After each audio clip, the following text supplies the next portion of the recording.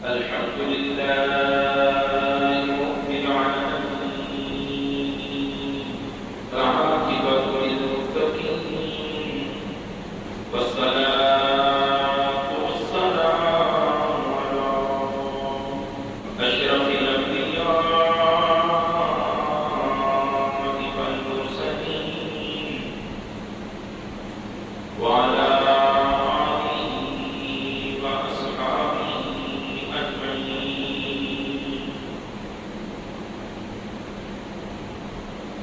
أما بعد فأعوذ بالله من الشيطان الرجيم بسم الله الرحمن الرحيم وإنك لعلى خلق عظيم آمنت بالله صدق الله العظيم إن الله وملائكته يصلون على النبي يا أيها الذين آمنوا صلوا عليه وسلموا تسليما اللهم صل على سيدنا مولانا محمد وعلى آل سيدنا مولانا محمد وبارك وسلم الصلاة والسلام عليك يا سيدي يا رسول الله وعلى آلك وأصحابك يا حبيب الله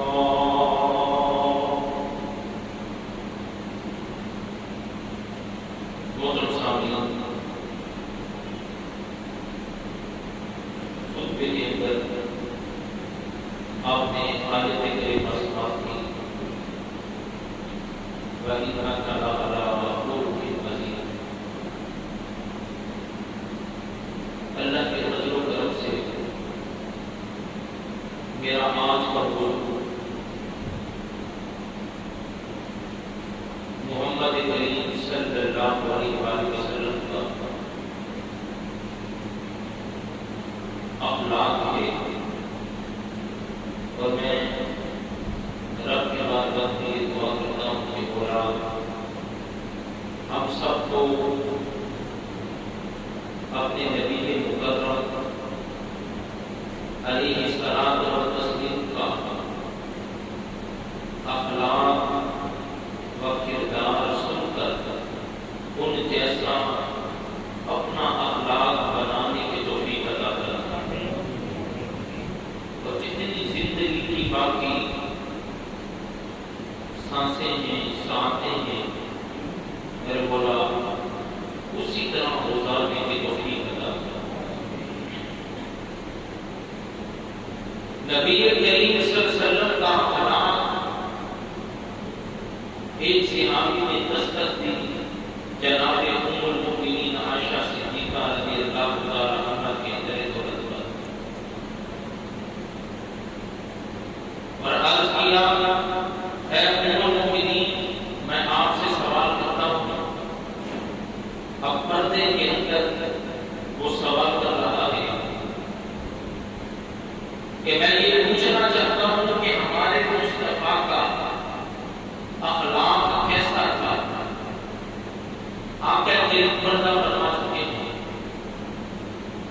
آپ نے اندر سے جواب دیا اے ایمان والے تو نے قرآن نہیں پڑھا؟ عرض کیا ام المؤمنین میں نے قرآن پڑھا ہے۔ تو آپ نے جواب دیا سارا کا سارا قرآن میرے مصطفیٰ کا اخلاق ہے۔ امیر المؤمنین حضرت عمر فاروق رضی اللہ تعالیٰ عنہ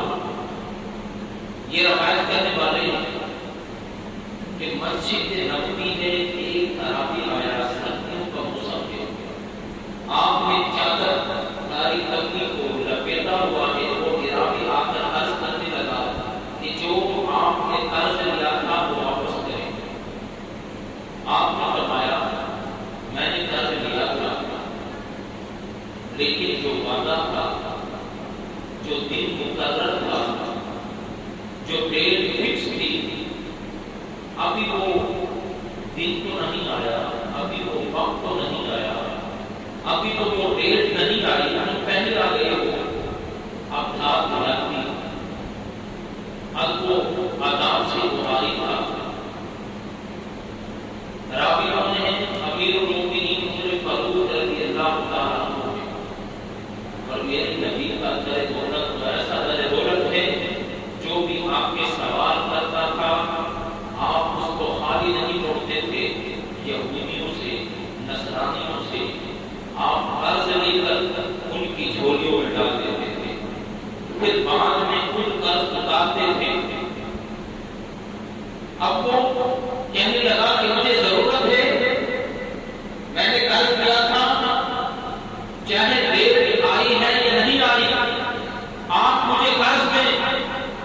اور اس نے آپ کی چادر مبارک کو پکڑا، صحابیوں کا مجمع ہے، مسجد نبوی ہے، محمد کریم کی ذات مبارک ہے، اور چادر کو پکڑ کے کھینچا۔ امیر المومنین فرماتے ہیں کہ چادر کو اتنا کھینچا گیا کہ آپ کی نرم نازک جسم ہے کہ جس کے پسینے سے بھی ایسی خوشبو آئے کہ دنیا کے کوئی خوشبو کے پسینے کا بھی مقابلہ نہیں کر سکتا، کہ آپ کی گردن مبارک کے اوپر اس چادر کا نشان پڑ گیا۔ جناب عمر فاروق نے اس کا ہاتھ پکڑا اور جھٹکے سے پیچھے کیا۔ اے ایمان والو، یہ آج کے دور کا کوئی پیر، فقیر، کوئی ملام، کوئی بابا اگر اس کے ساتھ کوئی دنیا دار ایسی بدتمیزی کرتا تو میں لڑکی سے کہہ رہا ہوں وہ اس فانی دنیا سے کچھ کر دیتے، اس کی مرید تھی، اور وہ بابا ہوتی کی عادت کر دیتا کہ میری توہین کرتی ہے، میری گستاخی کرتی ہے۔ یہ ہے ہمارا اخلاق۔ اب میرے مصطفیٰ کا اخلاق کو سنیے، میرے مصطفیٰ کا کردار کو سنیے۔ میرے مصطفیٰ نے فرمایا، اے عمر یہ تم کیا کر رہے ہو؟ یہ تم نے جھٹکے سے اس کو پیچھے کیوں کیا؟ عرض کی یا رسول اللہ، ابھی وقت نہیں آیا، ابھی ڈیٹ نہیں آئی، ابھی دن نہیں آیا، ابھی مقررہ تاریخ نہیں آئی، یہ آپ سے بدتمیزی کر رہا ہے۔ اس نے حتیٰ کہ اتنا چادر کو کھینچا ہے کہ آپ کی گردن مبارک کے اوپر نشان ہم خود دیکھ رہے ہیں۔ یا رسول اللہ ابھی بھی اس کو دھکا نہ دو۔ میرے مصطفیٰ نے فرمایا، اے عمر تم عدل نہیں کر رہے، تم عدل سے کام لو۔ ارے وہ مالک ہے، میں قرض لینے والا ہوں، میں مقروض ہوں، تم سختی مجھ سے کرو، تم سختی مجھ سے کر رہے ہو۔ یہ ہے محمد کریم صلی اللہ علیہ وآلہ وسلم کا اخلاق، یہ ہے آپ کا کردار۔ اے ایمان والو، مفسرین کرام نے لکھا 11 سال کی محنت کے بعد جب آپ نے اعلان نبوت کیا تو اس کے بعد مسلسل 10 سال آپ نے مکے کے اندر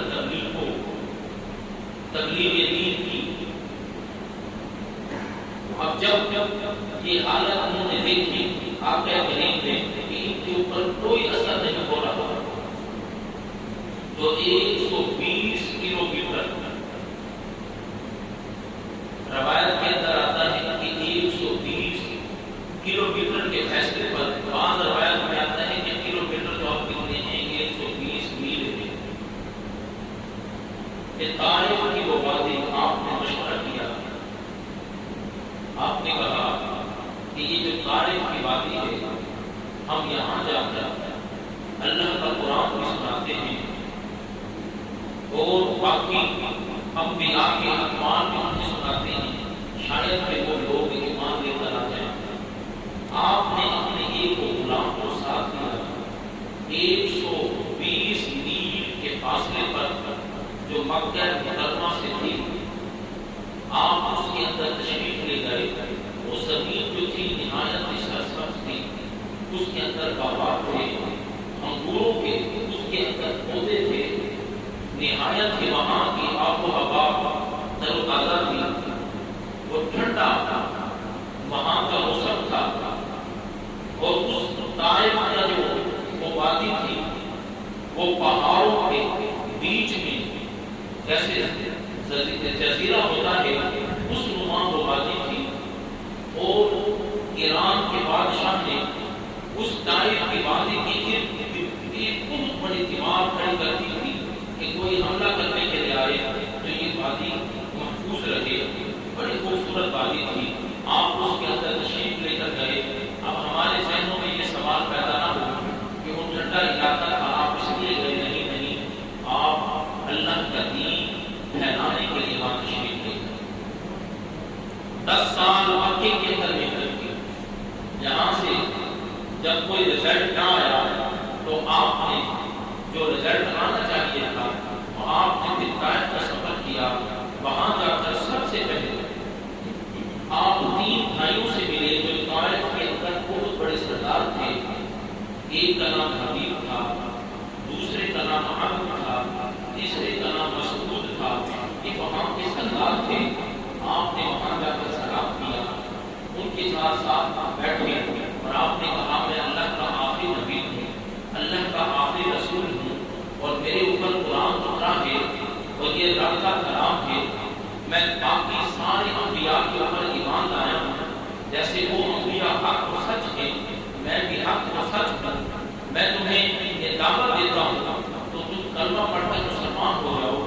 تو راوی کہتے ہیں کہ یہ تینوں بھائی جو تھے وہ سردار تھے، نہایت ایک بات اخلاق تھے، بدتمیز تھے، اور اتنے ہی سخت تھے اور اتنے ہی سخت مزاج تھے۔ انہوں نے وہ بدتمیزی آپ کے ساتھ دی، آپ کے ساتھ کی کہ راوی کہتے ہیں کہ جس کی مثال ہی نہیں دی جا سکتی۔ محمد کریم صلی اللہ علیہ وسلم کتنا سفر کر کے وہاں گئے اور ان تینوں نے بڑی ہی بدتمیزی کی، نہایت بد اخلاقی کی۔ آپ وہاں سے ان کے گھر سے باہر نکلے تو انہوں نے لڑکوں کو بلایا جو مباش لڑکے تھے اور آپ کے پیچھے لگا دیا کہ ان کو کٹے مارو، ان کو پتھر مارو۔ اب وہ لڑکے آپ کے پیچھے لگ گئے اور انہوں نے پتھر اٹھا کر آپ کے جسم مبارک کے اوپر مارنے شروع کیے۔ راوی کہتے ہیں کہ پتھر اتنے لگے کہ محمد کریم کے جسم مبارک سے خون اتنا بہا کہ آپ کے جوتے خون سے بھر گئے، آپ کا جسم مبارک نڈھال ہو گیا۔ اب وہ بچے پیچھے آ رہے ہیں اور مسلسل پتھر مار رہے ہیں۔ یہ سرداروں کا حکم تھا، وڈیروں کا حکم تھا کہ ان کو پتھر مار کر ان کو ہلاک کر دو۔ اب آقا کریم صلی اللہ علیہ وآلہ وسلم کی طبیعت نڈھال ہونے لگی تو آپ ایک باغ کے اندر، کیونکہ باغ کا وہ علاقہ تھا، باغوں کی وہ زمین تھی، ایک انگوروں کے باغ کے اندر آپ جب اگر ہوئے، وہاں ایک پودے کے نیچے جس کے گوشے لٹکے ہوئے تھے، وہ گچھے لٹکے ہوئے تھے، آپ اس کے نیچے تھوڑی دیر کے لیے بیٹھ گئے۔ اور جب وہ باغ تھا وہ عمر بن عوف کا تھا اور وہ نہایت ہی آپ کا جانی دشمن تھا جس کا وہ باغ تھا کہ آپ نے جب اعلان نبوت مکے کے اندر کیا تو اس کو پتہ لگا تو آپ کا وہ جانی دشمن بن چکا تھا۔ وہ باغ بھی اس کا تھا اور اس کے 2 بیٹے اس باغ کے اندر موجود تھے، ایک کا نام عتبہ تھا، دوسرے کا نام شیبہ تھا، اور وہ سارا یہ منظر دیکھ رہے تھے کہ کس طرح آپ کو پتھر مارے جا رہے ہیں۔ کسی نے آپ کو نہیں بچایا، کسی نے بچوں کو نہیں روکا، کسی نے یہ حرکت ہوتے ہوئے منع نہیں کیا، اپنی آنکھوں سے وہ دیکھتے رہے۔ جب آپ کا جسم مبارک نڈھال ہوا، مجبوراً آپ ان عتبہ اور شیبہ ان کے والد کے باغ کے اندر آ کر بیٹھ گئے۔ اب جب انہوں نے آپ کی حقیقت دیکھی، وہ تھے تو آپ کے جانی دشمن، لیکن ان کا دل بھی نرم ہو گیا کہ اتنی حالت آپ کی غیر ہو گئی۔ انہوں نے جلدی سے اپنے ایک غلام کو بلایا اور اس کو ایک تشت دیا، اس کے اندر کھجور کے وہ گچھے رکھے، توڑ کر دھو کر وہ گچھے رکھے اور کہا جلدی سے پیش کرو کہ ان کی طبیعت خراب ہو رہی ہے۔ وہ غطاس نامی غلام روایت کے اندر آتے ہیں، وہ تشت لے کر محمد کریم صلی اللہ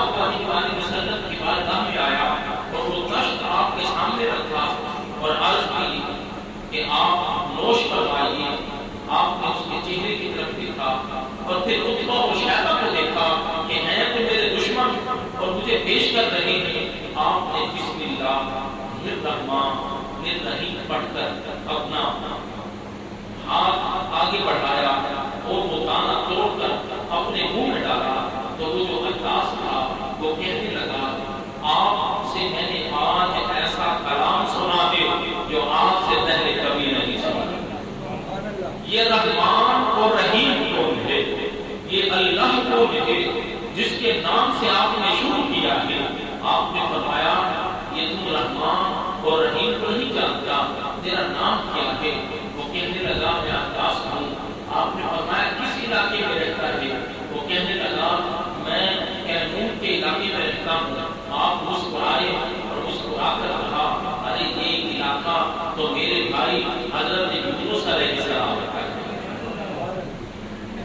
اب وہ سن کر حیران رہ گیا کہ یہ انسان یونس علیہ السلام کو کس طرح جانتے ہیں؟ وہ کہنے لگا آپ کس طرح جانتے ہیں؟ آپ نے فرمایا میں کس طرح جانتا ہوں، وہ اللہ کے نبی تھے اور وہ میرے تو بھائی ہیں۔ جب آپ نے یہ بات کہی تو وہ آپ کے ہاتھوں کو بوسہ دینے لگا اور کہا آپ کون ہیں؟ انہوں نے کہا وہ بھی نبی تھے اور میں اللہ کا آخری نبی بھی ہوں، میں رسول بھی ہوں، میں خاتم النبیین ہوں، لا نبی کا بعدی، میرے بعد کوئی اور نبی نہیں آئے گا، اب میں نبی بنا کر بھیجا گیا ہوں۔ جیسے ہی آپ نے اپنی زبان سے یہ الفاظ بولے تو پہلے وہ ہاتھوں کو بوسہ دے رہا تھا، روایات کے اندر آتا ہے پھر اس نے آپ کے پاؤں کو بوسہ دیا، آپ کے ہاتھ بھی چومتا رہ گیا، آپ کے پاؤں بھی چوم رہا ہے مسلسل۔ اب پیچھے عتبہ و شیبہ جس نے وہ کھجور کے گچھے دے کر بہت بھول رہے ہیں کہ یہ کیا حرکتیں کر رہا ہے، ہم نے تو کہا تھا کہ دے کے بس آ جاؤ، اب اس کو تھوڑی دیر لگی، وہ واپس پلٹا تو پیچھے اس کے مالک ناراض ہونے لگے کہ وہاں جا کر کیا حرکتیں کر رہا ہے، یہ کیا حرکتیں کرنا شروع کر دی ہے، تو ان کے پاؤں بھی چھو رہا ہے، ان کے ہاتھ بھی چھو رہا ہے۔ انہوں نے کہا اے مالکو تمہیں کیا خبر، ارے جو باتیں اور جو کلام میں نے ان سے سنا ہے یہ تو نبیوں کی زبان سے نکلتا ہے، اور روایت میں آتا ہے اس نے کلمہ پڑھا اور مسلمان ہوا، کلمہ پڑھا اور مسلمان ہوا۔ آپ وہاں سے اٹھے تھوڑا آپ کی طبیعت سن لی تو آپ چلے، آپ نے دیکھا کہ ہر طرف دھوپ ہے لیکن میرے اوپر چھاؤں ہے، تو آپ نے اپنا سر مبارک اٹھایا تو غلام کیا کہتا ہے ہر طرف دھوپ پڑ رہی تھی لیکن محمد کریم صلی اللہ علیہ وسلم کے اوپر ایک بادل کا ٹکڑا مسلسل آپ کے سر پر چل رہا تھا اور آپ کو سایہ دے رہا تھا۔ آپ دائیں ہوتے ہیں تو وہ بادل کا حصہ دائیں ہو جاتا ہے، آپ بائیں طرف مڑتے ہیں تو وہ بائیں طرف مڑ جاتا ہے، جہاں آپ رکتے ہیں تو رک جاتا ہے، جہاں آپ چلتے ہیں تو چل پڑتا ہے، تو وہ مسلسل بادل کا ٹکڑا آپ کے اوپر سایہ دے رہا ہے۔ آپ پہاڑوں کے درمیان میں رکے، وہیں بیٹھ گئے کہ حضرت جبرائیل امین حضرت جبرائیل امین علیہ السلام جب کر ہوئے اور اپنے ساتھ ایک فرشتے کو لے کر آئے، آپ نے عرض کی یا رسول اللہ صلی اللہ علیہ وسلم یہ جو میرے ساتھ فرشتہ ہے یہ جو پہاڑی علاقہ ہے، کیونکہ یہ جو طائف بستی تھی یہ پہاڑوں کے وسط میں تھی، پہاڑوں کے درمیان میں تھی، آپ بستی سے نکلے تو پہاڑوں میں آ گئے، اب اس کے ارد گرد پہاڑ ہی پہاڑ تھے۔ جبرائیل امین ان پہاڑوں کے فرشتے کو لے کر آیا اور عرض کی یا رسول اللہ یہ پہاڑوں کا فرشتہ ہے، مستند روایت ہے، عرض کی یا رسول اللہ آپ حکم فرمائیے یہ جو بستی ہے آج ان کا کلام بھی رب نے سنا ہے، آج ان کی حرکت بھی رب نے دیکھی ہے، میرا رب کیا ارشاد فرما رہا ہے، جس طرح محبوب فرما دے اے جبرائیل ویسے ہی کر دیا۔ یا رسول اللہ آپ حکم فرمائیے میں ان فرشتے کو آرڈر دیتا ہوں کہ اس بستی کو کچل دے، پہاڑوں کو ان کے اوپر گرا دے۔ آپ نے فرمایا نانا جبرائیل نا، یہ تم نہ کرنا، یہ تم کیا کہہ رہے ہو؟ ارے میں ان کے لیے زحمت نہیں، میں تو ان کے لیے رحمت بن کے آیا ہوں۔ اے ایمان والو، یہ جملہ کہنا بڑا آسان ہے، یہ جملہ کہنا بڑا آسان ہے، اگر اس کے اوپر عمل کیا جائے، پتھر لگے، خون بہا، جوتے پھٹ گئے، جسم مبارک میں ڈھال ہو گیا، ارے وہاں تو ایک جملہ زبان سے نکلنا تھا کہ بستی غرق ہو جاتی، تباہ ہو جاتی۔ آج ہمیں کوئی چھوٹا سا جملہ کہے، جس کا مزاج بھی ہمیں ناپسند ہو، تو ہم فوراً اس کے ساتھ لڑ پڑتے ہیں کہ تم نے ہمیں یہ بات کہی۔ ارے ہم ہیں کون؟ اگر ہمیں یہ اس نے بات کہہ بھی دی ہے تو کیا ہو گیا؟ ہماری حیثیت کیا ہے؟ ارے ہماری حقیقت تو یہی ہے کہ ہم ایک نطفے سے پیدا ہوئے ہیں، وہ نطفے کی حقیقت ہم جانتے ہیں کہ وہ ایک پانی کا قطرہ ہے، اور اس پانی کی حقیقت کو بھی آپ جانتے ہیں کہ اس پانی کی حقیقت کیا ہے۔ آج میں کہوں، آج کوئی کہے کہ ہمیں یہ بات تم نے کہہ دی ہے، ارے ہماری کیا حقیقت ہے؟ اگر ہمیں اس نے بات کہہ بھی دی ہے تو کیا ہوا؟ ارے میرے مصطفیٰ کا اخلاق تو دیکھو، ارے مصطفیٰ کی گردن کے اوپر نشان پڑے، مصطفیٰ سجدے میں جائیں، اوپر بوجھے رکھ دی جائے، مصطفیٰ کے راستوں میں کانٹے بچھا دیے جائیں، ارے اوپر سے کوڑا پھینکا جائے، پتھر مار کر لہو لہان کر دیا جائے، لیکن مصطفیٰ پھر بھی کہے میں زحمت نہیں، میں تو رحمت بن کے آیا۔ ارے دعا، پھر بھی دعا دیں۔ اور آج ہم چھوٹا سا کسی مسلمان ہم سے اگر بد اخلاقی کر بھی دی ہے تو ہماری نصیحت ہے کیا؟ ہماری حقیقت ہے کیا؟ ارے روڈ پر جا کر دیکھو تو صحیح، کتنی ہلچل مچی ہوئی ہے، ہر کوئی اتنی تیز رفتاری میں ہے، یہ نفسا نفسی کا عالم ہے۔ اگر 5 منٹ کے لیے کوئی ٹریفک جام ہو بھی گئی ہے تو وہاں جو ہجوم، جو ان کے اخلاقی کردار کو دیکھنے کی حالت ہوتی ہے تو انسان کو رونا آتا ہے۔ کوئی کسی کو گالی دے رہا ہے، کوئی کسی کو گالی دے رہا ہے، کوئی کسی کے اوپر پنجہ چڑھا رہا ہے، کوئی کسی کی بتی بلو رہا ہے، کوئی کسی کی لائٹ کا نقصان کر رہا ہے۔ ہر کوئی آگے بڑھنے کی کوشش میں ہے، آگے بڑھنے کی حالت میں ہے۔ ارے یہ ہمارا اخلاق ہے کہ اگر 10 منٹ کے لیے ہمیں سڑک کے اوپر رکنا پڑ گیا ہے، ہمارے اندر اتنی برداشت بھی اب نہیں رہی، ہمارے اندر اتنا حوصلہ بھی اب نہیں رہا، ہمارے اندر اتنا صبر نہیں رہا کہ ہم وہیں کھڑے ہو کر انتظار کر جو انتظار ہم کر رہے ہیں، ہم درود مصطفیٰ پڑھ لیں، ہم تلاوت قرآن پاک کر لیں، وہ رش ختم ہو جائے گا، ہم تھوڑی دیر بعد چلے جائیں گے، لیکن ہمارے اندر اب صبر ختم ہو چکا۔ یہ صبر ختم کس نے کیا؟ یہ صبر ختم دنیا داری کی تعلیم نے کیا ہے، دنیا کے نظام نے کیا ہے، یہ میڈیا دجالی میڈیا نے کیا ہے۔ اگر ہمارے بچوں کو حدیث پڑھائی جاتی، ہمارے بچوں کو حضور کا اخلاق پڑھایا جاتا، ہمارے بچوں کو آقا کریم صلی اللہ علیہ وسلم کی سیرت پڑھائی جاتی، ارے 10 منٹ کیا، ارے پوری زندگی کے لیے ان کو رکنا پڑتا تو وہ رکتے، کسی سے بد اخلاقی نہ کرتے۔ میرے مصطفیٰ نے فرمایا، وہ میرے صحابیوں سن لو کہ جس طرح یہ 2 انگلیاں قریب ہیں، الحشر کے دن نفسا نفسی کے عالم میں وہ ایمان والا میرے اتنے قریب ہوگا۔ عرض کی یا رسول اللہ، وہ کون خوش نصیب ہوگا؟ جتنی یہ انگلیاں قریب ہیں وہ آپ کے اتنا قریب ہوگا۔ میرے مصطفیٰ نے فرمایا جس کا اخلاق اچھا ہوگا وہ ان 2 انگلیوں سے بھی زیادہ میرے قریب ہوگا۔ آج ہم اپنی زبان سے اپنی کس کو تکلیف دے رہے ہیں؟ گھر کے اندر بچوں کے ساتھ بد اخلاقی، گھر کے اندر زوجہ کے ساتھ بد اخلاقی، ماں باپ بہن بھائیوں کے ساتھ بد اخلاقی، باہر ہمسایوں کے ساتھ، روڈ کے اوپر مسلمانوں اور ایمان والوں کے ساتھ بد اخلاقی۔ میرے مصطفیٰ کی یہ تعلیم نہیں ہے۔ میرے مصطفیٰ نے ہمیں صبر سکھایا ہے، میرے مصطفیٰ نے ہمیں حوصلہ سکھایا ہے، میرے مصطفیٰ نے ہمیں جھکنا سکھایا ہے۔ مولا یہ نوجوان